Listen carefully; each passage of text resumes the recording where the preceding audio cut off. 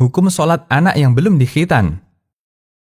Posisi seseorang bisa memutus shaf dalam sholat jamaah jika status sholatnya batal. Misal, orang gila yang ikut sholat jamaah, dia memutus shaf karena sholatnya batal. Atau anak kecil yang suka tolah-toleh ketika sholat, dia memutus shaf karena sholatnya batal.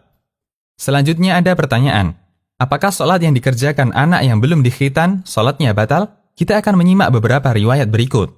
Pertama, riwayat dari Sa'id bin Jubair, yaitu muridnya Ibnu Abbas. Beliau menceritakan, Ibnu Abbas radhiyallahu anhu pernah ditanya, bagaimana keadaan Anda ketika Rasulullah SAW wafat? Jawab Ibnu Abbas, saya ketika itu sudah dikhitan, dan dahulu para sahabat anaknya tidak dikhitan sampai mendekati usia balik. Hadis riwayat Bukhari. Riwayat ini menunjukkan bahwa para sahabat mengkhitan anaknya ketika menginjak usia belasan tahun atau mendekati balik. Kedua, riwayat dari Abdullah bin Amr bin As radhiyallahu anhuma. Nabi SAW bersabda yang artinya, suruhlah anak-anakmu mengerjakan sholat ketika mereka berusia 7 tahun.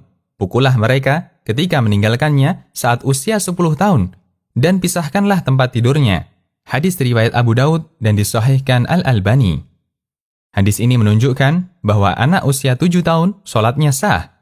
Karena itu, dahulu ada sahabat yang usianya 7 tahun sudah menjadi imam sholat. Karena anak yang usianya 7 tahun, dia sudah tamyiz. Dari Amr bin Salamah radhiyallahu anhuma, beliau menceritakan, kami tinggal di kampung yang dilewati para sahabat ketika mereka hendak bertemu Nabi SAW di Madinah. Sepulang mereka dari Madinah, mereka melewati kampung kami.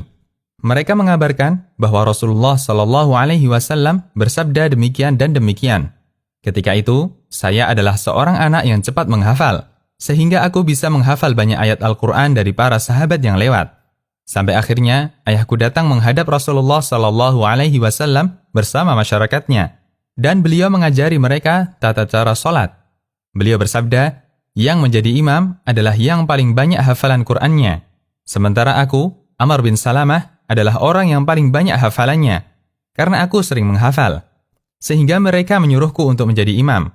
Aku pun mengimami mereka dengan memakai pakaian kecil milikku yang berwarna kuning. Aku mengimami mereka ketika aku berusia 7 tahun atau 8 tahun. Hadis riwayat Bukhari dan Abu Daud.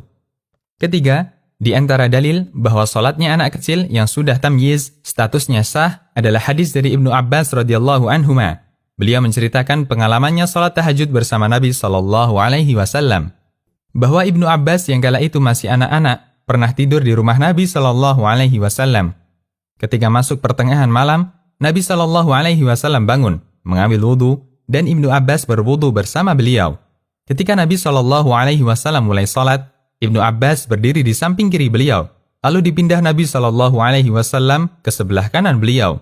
Dalam kondisi itu, Ibnu Abbas bercerita, ketika saya mengantuk, beliau menjewer telingaku, dan beliau sholat 11 rakaat. Hadis riwayat Muslim. Jika umumnya para sahabat belum mengkhitan anaknya di usia 7 tahun atau 10 tahun, sementara mereka telah mengerjakan sholat, berarti sholat anak yang belum dikhitan hukumnya sah. Jika sholatnya tidak sah, berarti tidak ada manfaatnya mereka diperintahkan untuk mengerjakan sholat di usia 7 tahun dan 10 tahun. Imam Ibnu Baz rahimahullah mengatakan, wajib seorang untuk memotong kulub sehingga tudung zakar kelihatan, sehingga bersih semua kotoran dan najis yang tertutup kulub ini. Meskipun sholatnya sah, andai pun dia balik dan belum dikhitan, sholatnya tetap sah, puasanya juga sah. Fatwa yang semisal cukup banyak. Bukankah orang yang belum dikhitan, Islamnya belum sempurna? Kami tidak menjumpai dalil bahwa orang yang belum dikhitan, Islamnya belum sempurna. Jika kita menganggap khitan hukumnya wajib, maka khitan sama seperti kewajiban yang lainnya. Dan di antara kita pernah meninggalkan kewajiban agama.